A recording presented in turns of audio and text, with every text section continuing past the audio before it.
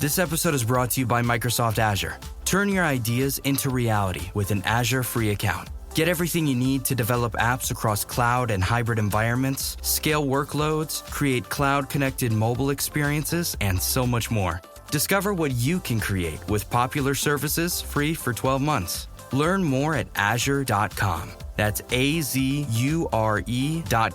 And sign up for a free account to start building in the cloud today. Thanks for choosing this free Anfield Index podcast. If you'd prefer to listen to this or any of our other shows without adverts, then now's the time to check out Anfield Index Pro. With AI Pro, you can supercharge your entire listening experience. You'll not only get all of our podcasts without the ads, but you'll have them far faster with our Quick Publish feature available exclusively for subscribers. AI Pro also puts you in the heart of our sound studio, with an option to listen to many of our shows live and interact with the podcasters in real time as the shows are recording. Upgrading couldn't be easier. AI Pro is available on all popular podcast platforms. Just head on over to AnfieldIndexPro.com and get started today. Hello and welcome to the Daily Red, your lunchtime catch-up on all things Liverpool FC on a Wednesday during an international break, which is always joyous to have in September. We have had some news regarding contracts. So there's been some suggestion that we're preparing to open contract talks with the big three, Mo, Virgil and Trent. But Jack Lusby has a story today for This Is Anfield that we are also set to open contract talks with Luis Diaz.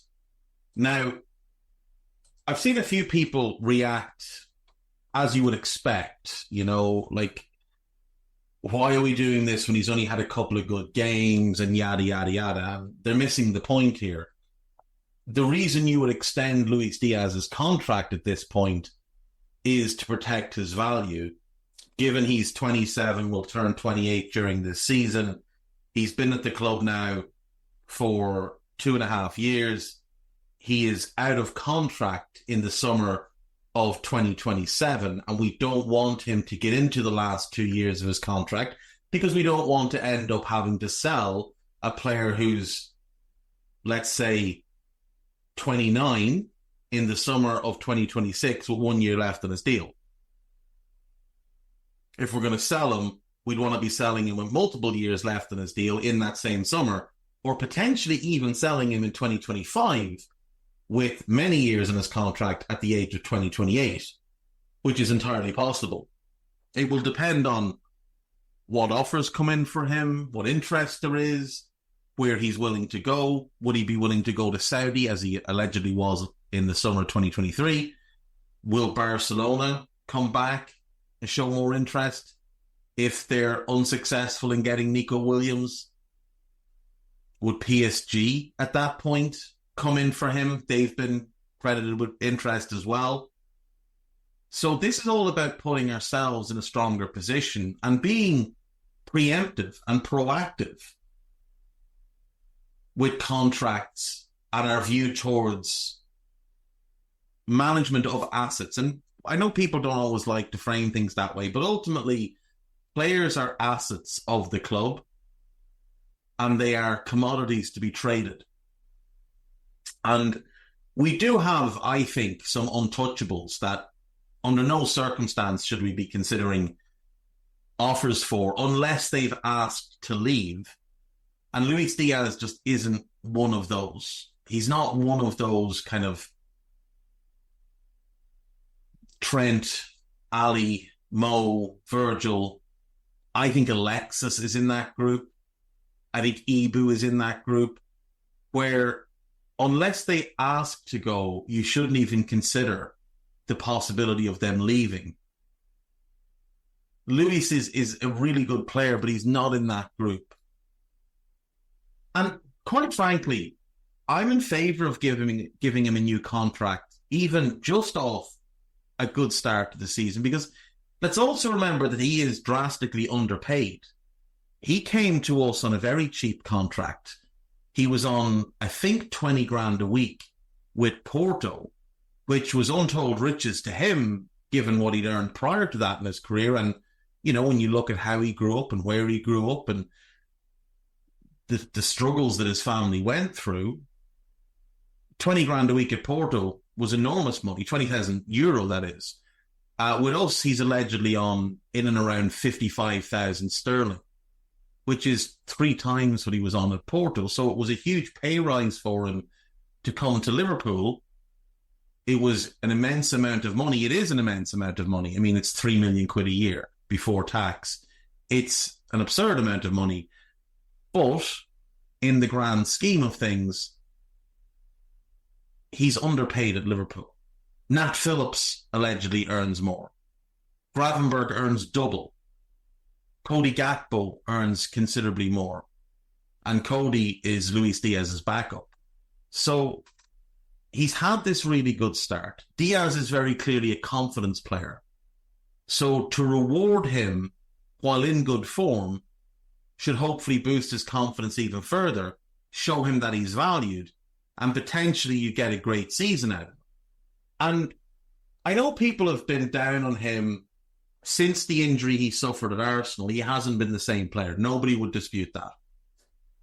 But let's not forget what he was before that. Let's not forget how enthused we all were when we first signed him. He comes in January of 2022, and he's a massive spark plug for us.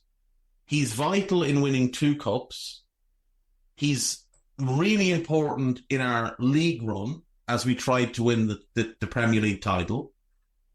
And he was really good in the Champions League run when we got to the final.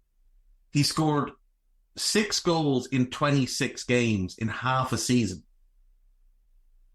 The next year, 22-23, he starts off really well. Remember the equaliser against Crystal Palace? There was games in which Diaz was loading the team onto his back and trying to carry them up a hill by himself. He was playing brilliantly. He was playing really well on that day at the Emirates when Thomas Partey hurt his knee. And he was out. He came back. He got injured again. And he ended up missing 4 months? So half a season? On an injury that should have taken no more than 6 to 8 weeks to heal because he was mishandled by the club.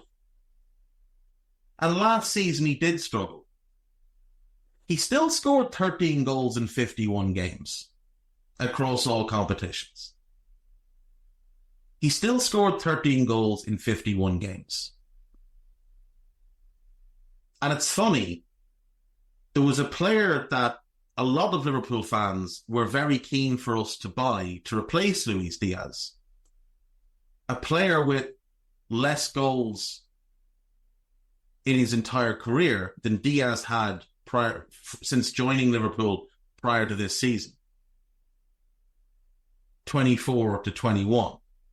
And Diaz had played a lot less games in those 2.5 years than that player had played in their career. That player is younger, but he'd been playing in the league a lot longer. He had, I believe, about 53 games more in his career than Luis Diaz had played for us, and yet had scored less goals. And yet the reason to allegedly bring in this player was because he could add goals to the team. And it's very easy to forget how good Luis Diaz was at Porto. It's very easy to forget that the player we saw last season is not the player we bought. His first year at Porto, he gets 14 goals in 50 games. The next year, he's got 11 in 47. And then the season we bought him, he was absolutely on fire. 16 goals in 28 games. And I know it's the Portuguese league, but he was absolutely exceptional. 14 in 18 just in the league. That's more than Darwin was scoring for Benfica, playing as a 9. Diaz was playing as a left winger in a 4-2-3-1. So not even in a 4-3-3, where it's an inside forward role. He's playing as an out-and-out left winger. And he was exceptional. And it wasn't just the goals. He was creative as well. He was making chances. In his time at Porto, in 125 games, he had 41 goals and 19 assists. For us, in 101 games, he's got 27 goals and 14 assists, which I think is one less than that other player we had fans crying for has in his entire career as a total goal and assist number. I think he's got 42 to Diaz's now 41 in 101 games. That player's played about 154 games, I think. And people are down on Diaz. But Diaz showed at Porto that he can put up numbers. He showed with us when he first joined that he can put up numbers. And even last season, when out of form, he put up decent numbers. Now, the one thing he does need to improve on with us is the creative numbers. That's unquestionable. Everybody would agree with that. He definitely needs to improve his chance creation for other players. Last season, he had 13 goals and 5 assists. That's 28. Let's say 18. It's not a bad number for a guy that allegedly had a crap season.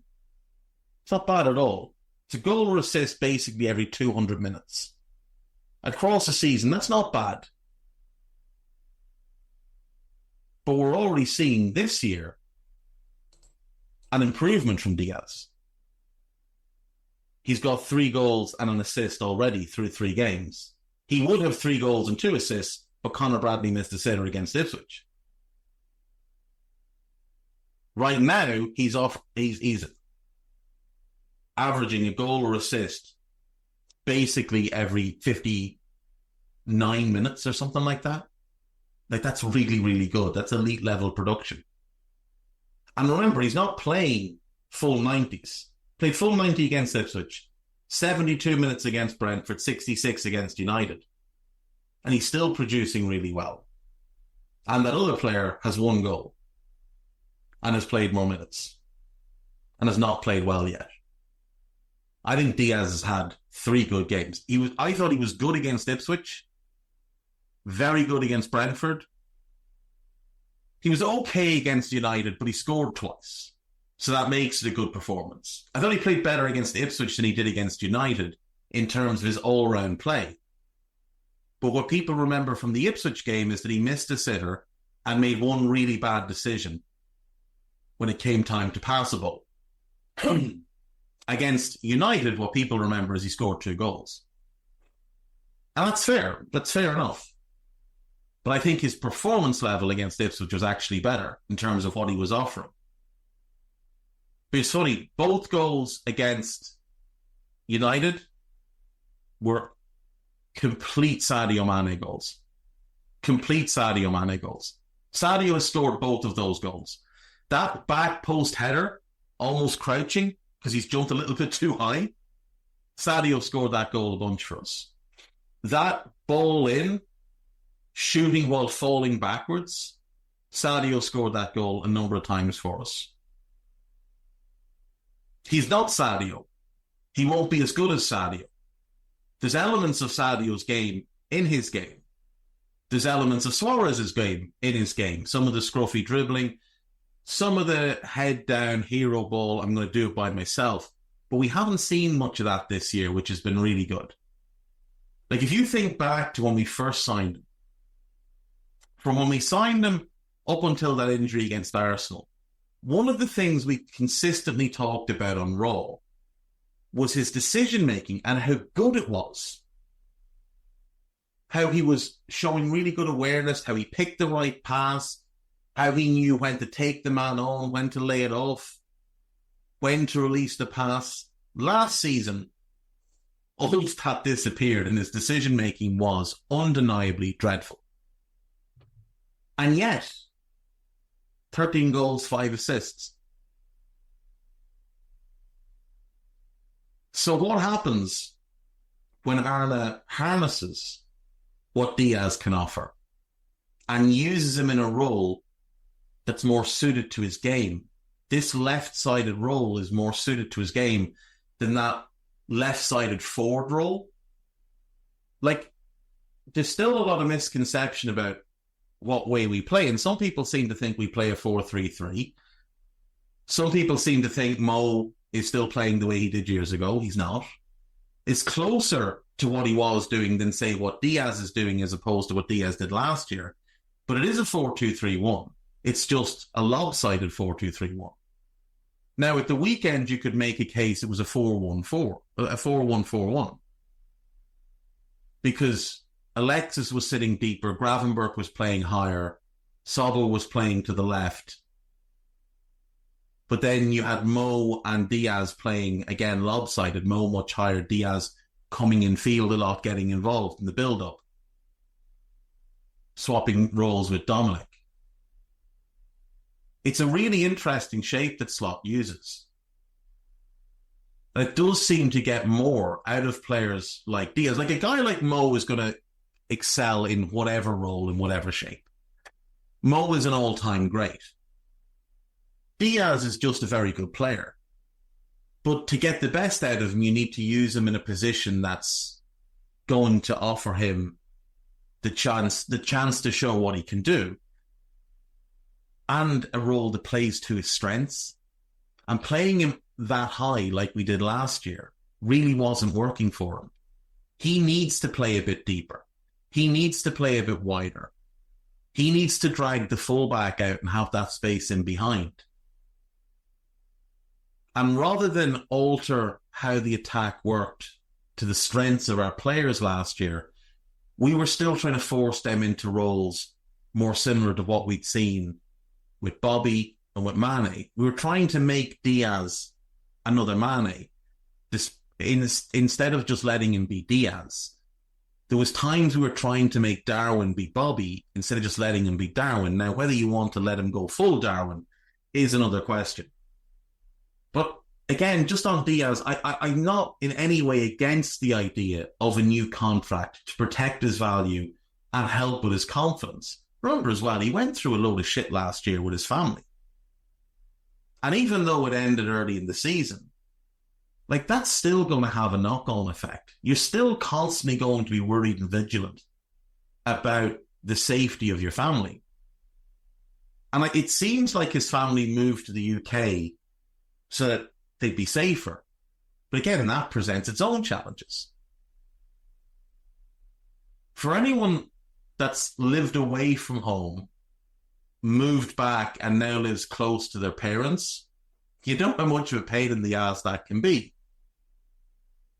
You know how much of a pain in the ass that can be. The freedom that you had is no longer there. Because no matter what age you are, your mother and father are always your mother and father, and they never stop being your mother and father. They never stop viewing themselves as your mother and father. Even though your relationship dynamic changes and you might think, oh, well, you know, me and my parents are great friends, that's fine, but there will still be moments where they remind you that they're your mother and father, and that can sometimes not be pleasant. Now, I don't know what Colombian mammies are like, but if you've got an Irish mammy, you will know that an Irish mammy views herself as a mammy and will give you a slap no matter what age you are. And I'm guessing Colombian mothers might be similar. So, give the guy the contract, but priority has to be Mo, Virgil, and Ali, without question. I don't need a VPN. I've got nothing to hide. Ha. This is what I used to tell myself before I hooked up with LibertyShield.com. Not only is my home internet now fully encrypted, but I can now access all the websites I want, whenever I want, and do so from absolutely anywhere. As a Liverpool fan, I love to know I can now watch every match, regardless of whether it's on UK TV or not. My Liberty Shield VPN makes sure nothing is blocked and guarantees me super fast streaming speed throughout that match. You can get connected right now with their software package, which includes a 48-hour no-obligation free trial and instant access to their apps for Apple, Android, Fire TV, PC, Mac and Android TV.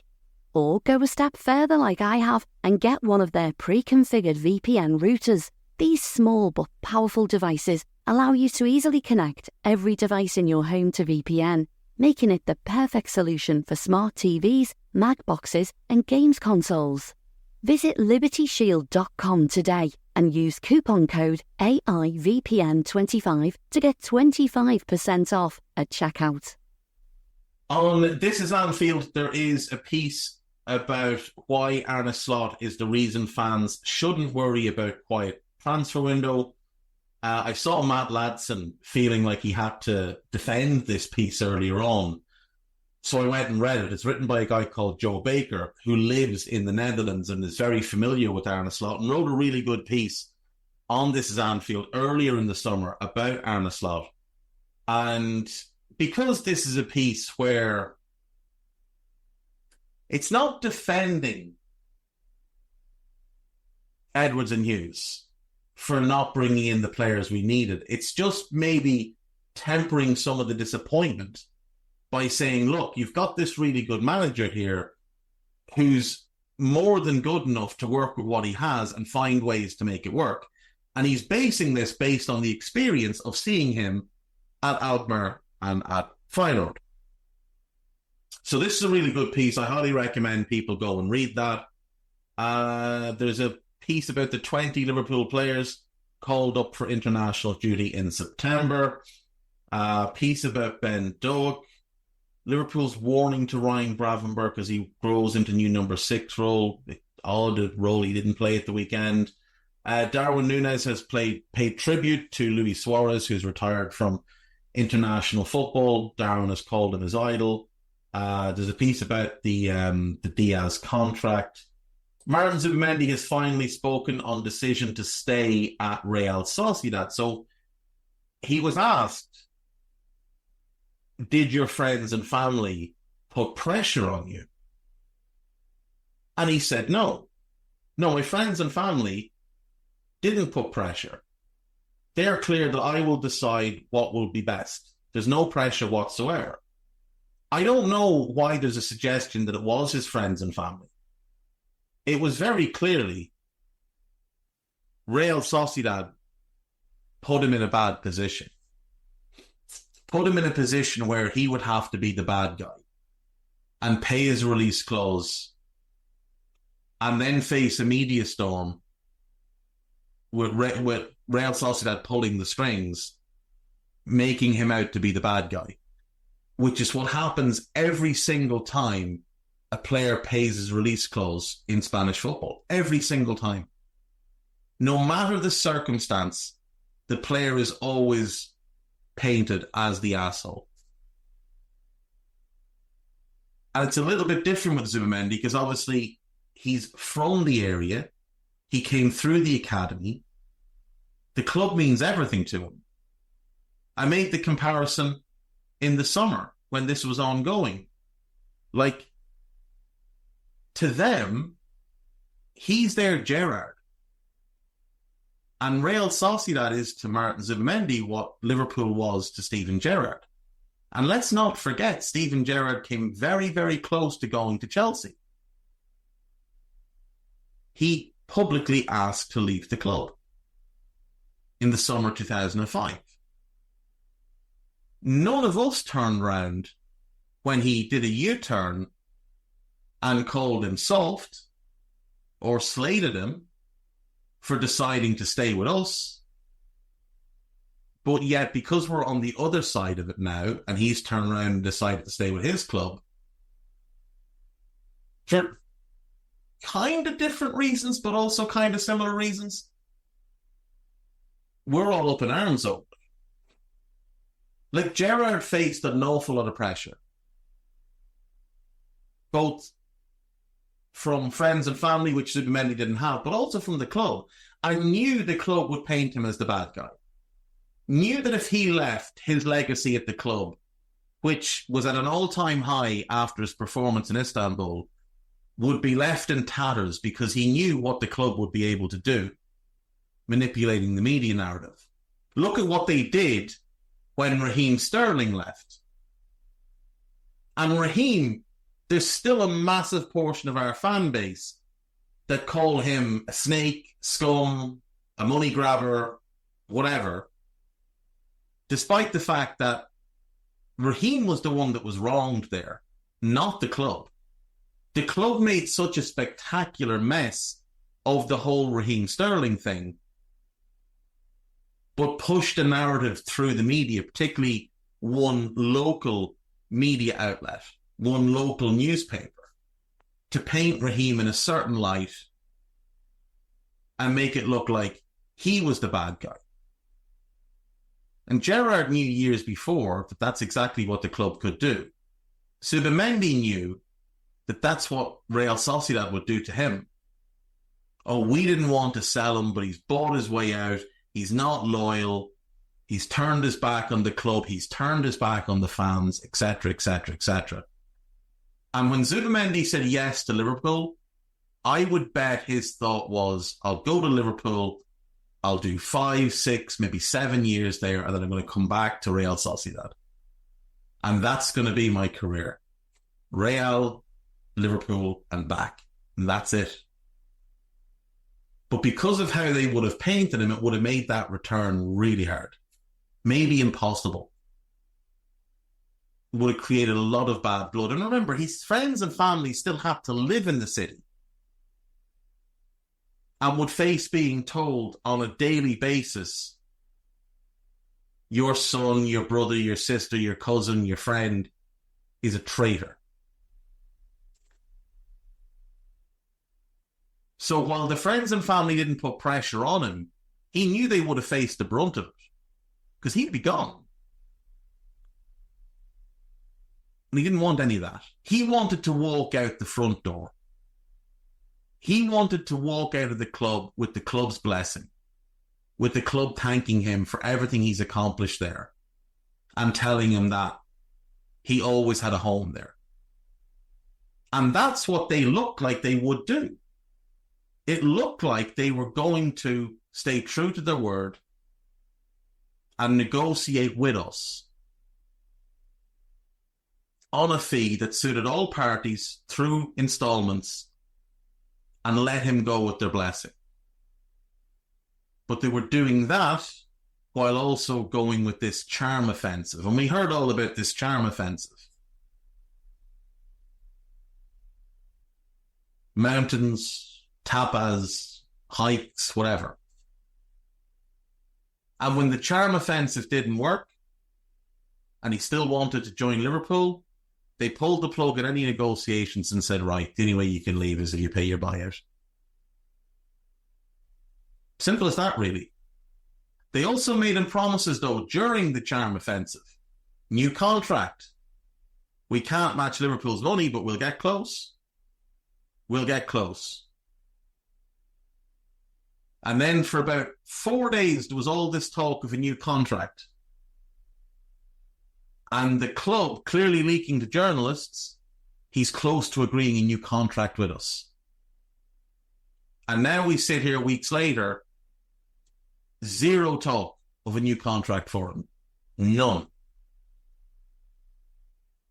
I wouldn't be at all surprised if that move happens in January. I really wouldn't. He had clearly been identified as the one. When it didn't happen, we tried for some others. But we tried for others at prices below what the clubs that have those players were demanding. Prices that we knew, buyout clauses in some case. But because they weren't target A, which he remains, we were like, okay, well, if we can get him for this price, we'll take him. He's not exactly who we want, but we think he's more than good enough. But we're not going to pay the buyout because he's not that guy. If Zubimendi was in Portugal or France or Italy and just had a standard 51 million buyout, we'd have done that. We'd have just done that. But the Spanish way of doing things, these release clauses, where you have to go yourself to the office of the Spanish Football Federation or send your people to do it for you and present the funds, which you then put in escrow, which then get moved to the selling club. That whole process is quite drawn out. It's very public. It's very messy. And it always, always ends in the player being painted as the asshole. Every time.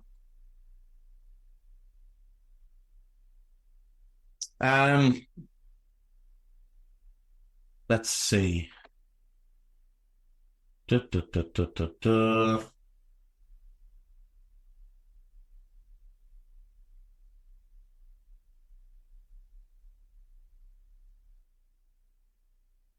Okay.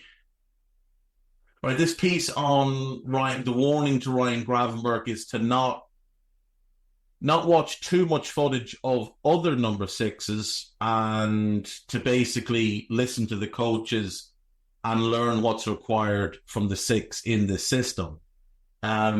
It's also probably because they don't want him to alter his game too much, because in the long term, he's more likely to be an 8 than a 6, given he's an 8 and all his skills and attributes lend themselves far more to playing as an 8 than as a 6. And we saw his best game in a Liverpool shirt come as an 8 at the weekend. Joel Matip could make return to Premier League as free transfer, interest revealed. Apparently West Ham are interested. I don't know why he'd go there. He wouldn't start for them, I don't think. They've got Todibo in. They've got Kilman. They're going to be the starters. So I don't know why he'd go there. I don't think Joel at this point in his career should be going somewhere where he's not going to be automatically in the team. Manager has confirmed Liverpool attempted a late transfer for Shock Target. Oh, this is the Huerta deal again. I do apologise if you can hear that in the background. That is rain. It is raining very heavily, which it wasn't 20 minutes ago. Let's just quickly jump through the rest of the sites. So, Liverpool.com. Do you have anything for us? We'll get Anfield Watch up as well. Did see a piece from Young Maguire on Anfield Watch. The lead story in Liverpool.com is about a Diaz contract. There's a piece about Zubimendi. There's a piece about Mo. There's a piece about Alexis and Virgil, both talking about Federico Chiesa. The slot thickens. That's a good headline, to be fair. 4 Liverpool players can use international break to give Arne Slot selection headache. Luis Diaz sends emotional plea to Mo Salah after Liverpool contract admission. There's a piece about Ali. Another couple of pieces about Mo. There's a piece about Naby Keita, currently training on his own with Werder Bremen, but rumoured to be going to Istanbul Besiktas. Right, 4 players. Obviously, Chiesa is 1. Curtis Jones, who should be back in training now this week.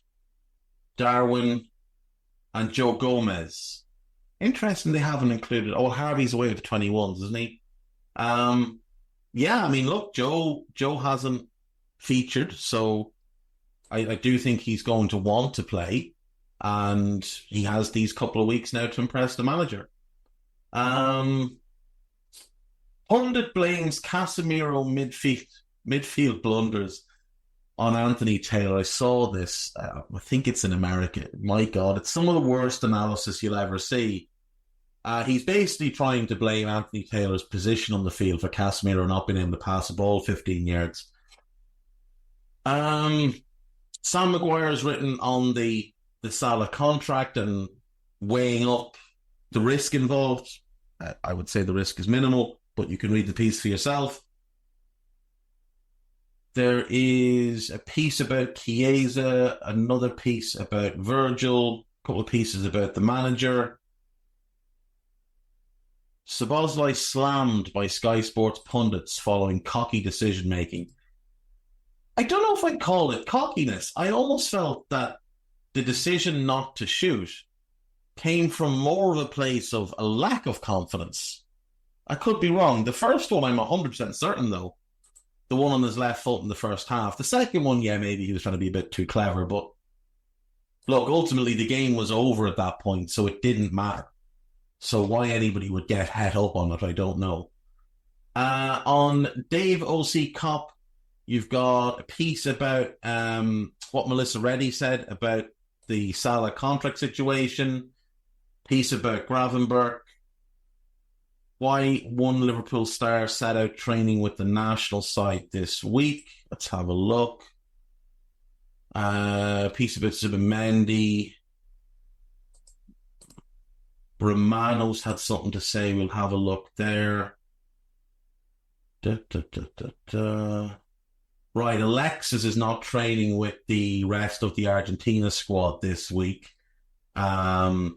Basically just to manage the load, the minutes load on him. So he has the first game off, I think, basically. And then he's going to arrive and play in the second game. It's a shame he couldn't have just stayed back. I mean, he had a big summer as well. Fabrizio Romano provides his latest update on Liverpool and contract situation regarding Mohamed Salah and co. Okay. Liverpool have been notoriously hesitant handing out new contracts. Well, we gave Henderson a big contract. We gave Milner multiple big contracts. So, there continues to be a lot of speculation about the star players, and some are even suggesting that aging players like Salah and Van Dijk shouldn't be priority. Still, in my opinion, if you have them, you should keep them. They're three fantastic players. You should do everything possible to keep them at the club, and that is what I expect from Liverpool. He doesn't actually say anything. There's no real update in that at all. There's just his opinion, which, to be fair, is the opinion shared by everybody who has a functioning brain. Ben Boxic has a new piece up on AnfieldIndex.com about the stats, the key stats from the win over United. There's a piece about Huerta. There's a piece of what the lads had to say about the midfield on the Under Pressure pod. There is a piece about David Ornstein's article regarding Richard Hughes. And there's a piece about Luis Diaz and potentially getting a new contract. Podcast-wise, like I said yesterday, we have the new Under Pressure, which you should absolutely listen to. We have the Big Decisions pod with Dave Davis. We have Stat Me Up with Dave and Ben.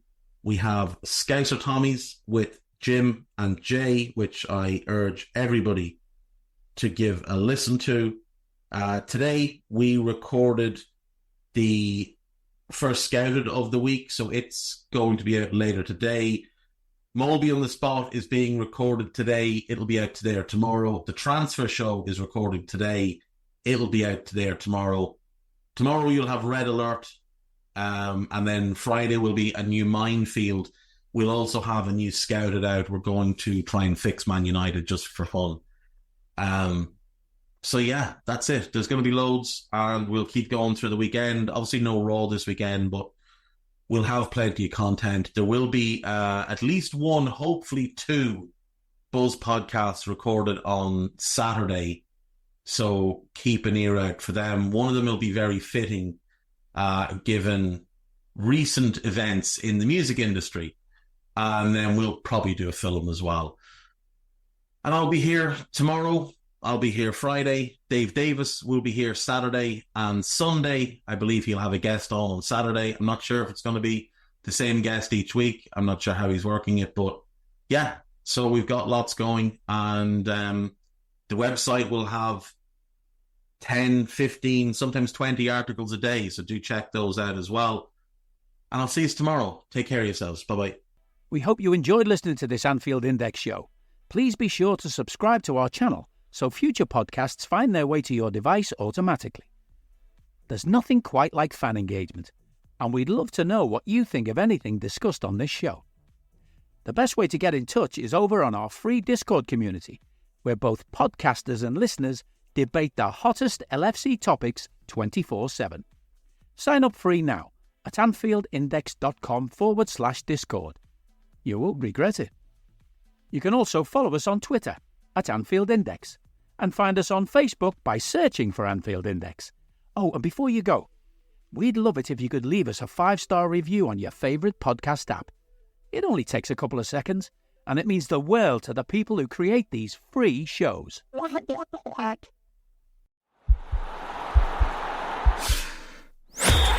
podcast is part of the Sports Social Podcast Network.